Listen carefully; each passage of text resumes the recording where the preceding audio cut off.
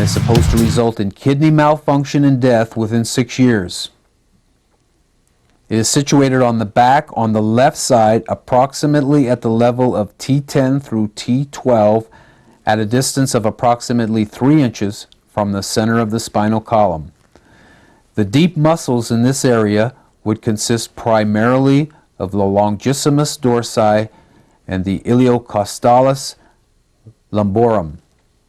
They are both innervated by the dorsal primary divisions of the spinal nerves, and their actions are to extend the vertebral column and bend it to one side. They also draw the ribs downward. Some of the nerves from approximately T9 through T11 coalesce to form the lesser splanchnic nerve. This flows to the celiac ganglion. Nerves from this ganglion innervate the stomach, blood vessels of the abdomen, liver and gallbladder, pancreas, adrenal gland, small intestines, and large intestines. Nerves from T10 and T11 flow directly to the kidneys and the ureters, which are the tubes that drain the urine from the kidneys. It is not inconceivable in any means that injury to nerves in this area would result in kidney malfunction. Indeed, it is highly likely. Many other similar relationships have been proven.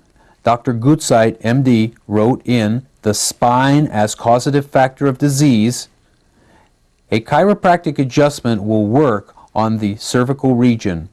We find in the case of hypertension a drop from 25 to 30 millimeters of Hg right after the adjustment was given.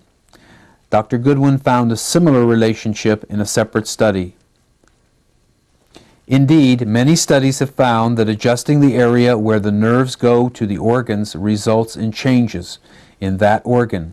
This is known as the somato-visceral effect.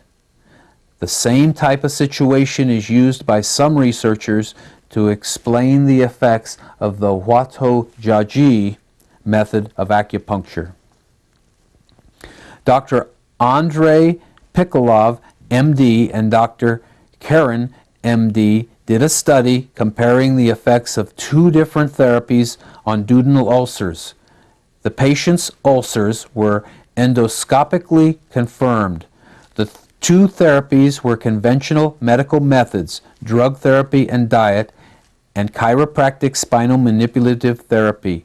It was found that those who received the spinal manipulative care found a clinical remission an average of 10 days sooner than those receiving medical care. Indeed, the spine is a powerful agent in healing or the onset of illness. Dr. Hyman, professor at the College of Physicians and Surgeons at Columbia University, was quoted in American Journal of Medical Science as saying, "From personal experience alone, I am of the opinion that many patients suffer from some type of dislocation on the vertebral structures. There is no doubt that the consciousness of the orthopedic surgeon was aroused originally by the success of bone setters, the early manipulators, and more recently the chiropractors. The latter group has undoubtedly performed their miraculous cures in individuals who have been misdiagnosed and mistreated by the practitioner or internist." Dr. Rubin, MD, Fellow of the American Association for the Advancement of Science, was quoted in Eugenics as saying, "It may never occur to them, his or her medical colleagues, that the headaches, stomach trouble, neuritis, or nervous irritability they are attempting to cure may be due to nothing more serious than a displaced vertebra, which any competent chiropractor can restore in 10 seconds. Dr. Allende, MD, was quoted as saying, "It is possible that a slight irregularity in the disposition of the vertebra by strangling certain spinal nerves at their exit from the spine can have considerable organic effect, as the chiropractic school maintains. This suggests that misaligned vertebrae affect organs." Dr. von Rogues was quoted as saying, "We must recognize, insofar as we have been concerned therewith, that many ailments or diseases are enormously accelerated in their improvement by spinal therapy. Indeed, many a cure thereby becomes possible for the first time. Whoever has once experienced the smashing of poliomyelitis by a manual thrust will not shy away from exposing himself to the odium of prejudice. Many studies have been done on the effect of vertebral irritation on conditions such as premenstrual syndrome, otitis media, asthma, hypertension, cardiac risk factors, and others that indicate that, indeed, pinching a nerve to any part of the body will cause that area of the body to malfunction.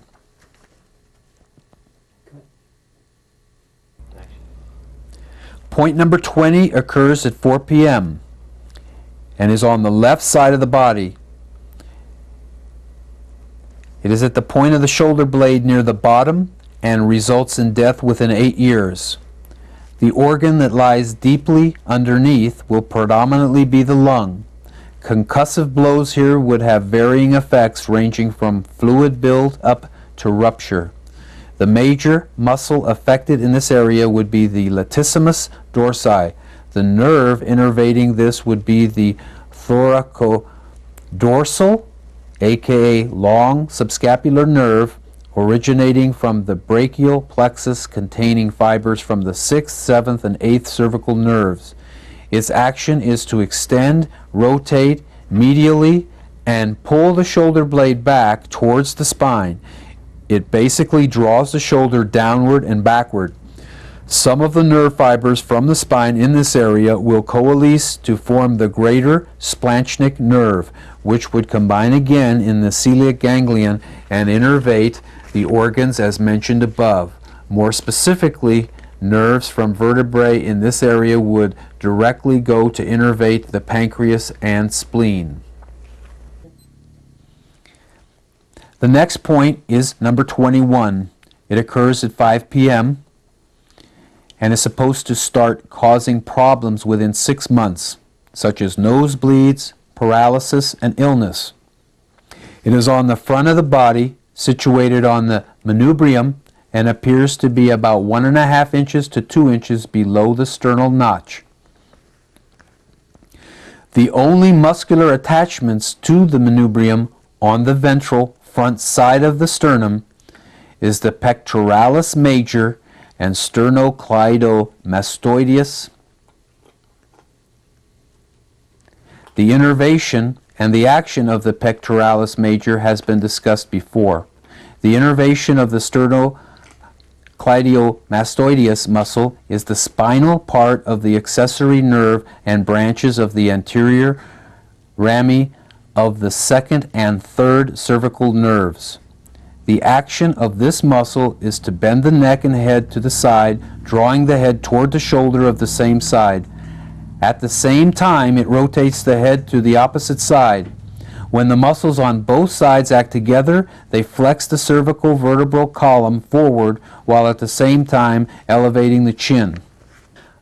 Underneath the manubrium lies the arch of the aorta, which is the main artery as it comes out of the heart.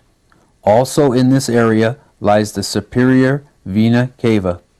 The vein that flows into the superior vena cava is the left brachiocephalic vein. A blow to the manubrium in this area could injure these blood vessels.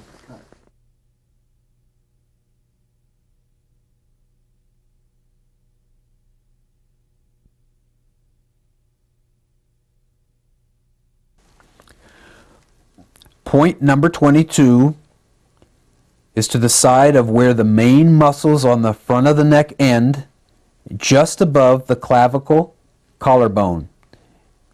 It's on the right side, just to the outside of the lower border of the sternocleidomastoideus muscle. In this area, there would be some muscle fibers from the clavicular origin of the sternocleidomastoideus muscle and also fibers from the inferior omohydeus muscle. The action and innervation of the sternocleidomastoideus was just mentioned. The innervation of the omohydeus muscle would be branches of the ansa cervicalis containing fibers from the first 3 cervical nerves. Deep blood vessels in this area would be the internal jugular vein. The other major blood vessel in this area is the common carotid artery. It should be remembered that veins carry blood towards the heart and arteries carry blood away from the heart to the rest of the body. The major nerves lying in this area would be those of the brachial plexus. The brachial plexus in turn innervates a very large number of muscles in the neck, upper back, and arm. Some branches of the brachial plexus join to several other nerves, such as the phrenic nerve, which also lies in this area.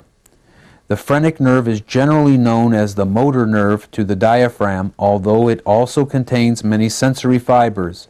The phrenic nerve on the right side of the body is deeper than on the left. Therefore, deeper penetration would be needed on the right to strike the phrenic nerve. At times, the phrenic nerve is surgically resected to immobilize the diaphragm, but this operation may be only partially successful. Lack of success is partly due to the fact that the accessory nerve is also involved here, and that the lower thoracic nerves also contribute to the innervation to the diaphragm. Therefore, with multiple innervations, the diaphragm is better protected. These last 2 points are on the shoulder. They apply only to the Immortal's blood, Heaven's Chi system of dim mak.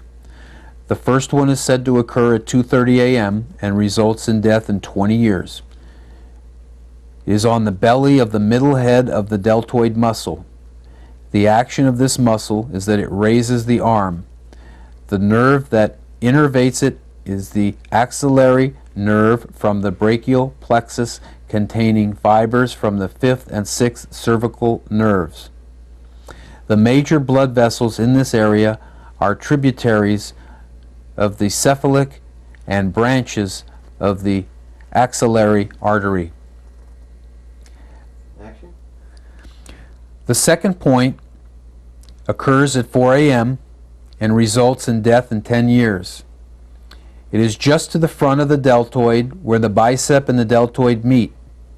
It appears to lie in a pit or a hollow, as the long head of the biceps runs in front of the anterior portion of the deltoid muscle and appears to lie primarily on the long head of the biceps brachii. The bicep brachii's innervation are branches of the musculocutaneous nerve containing fibers from the 5th and 6th cervical nerve. Its action is to flex the arm, the forearm, and supinate the hand. The main artery running through this area is the brachial artery. A firm blow to this area could affect both the basilic and brachial portions of the axillary artery. The median nerve may also be affected.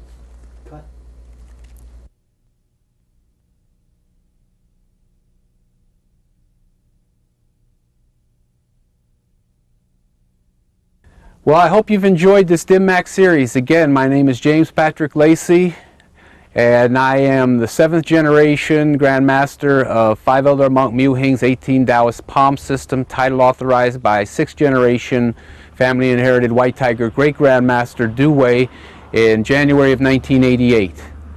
I hope you have enjoyed this tape. Remember, learn to memorize those points very well. Learn those herbal formulas, but remember it's at your own risk, no medical values claimed, and have your physician's consent and check in with the Chinese herbalist on all these. But we wish you the best in practicing, and this would be the ultimate dim mak series. Look forward to our White Tiger dim mak next year.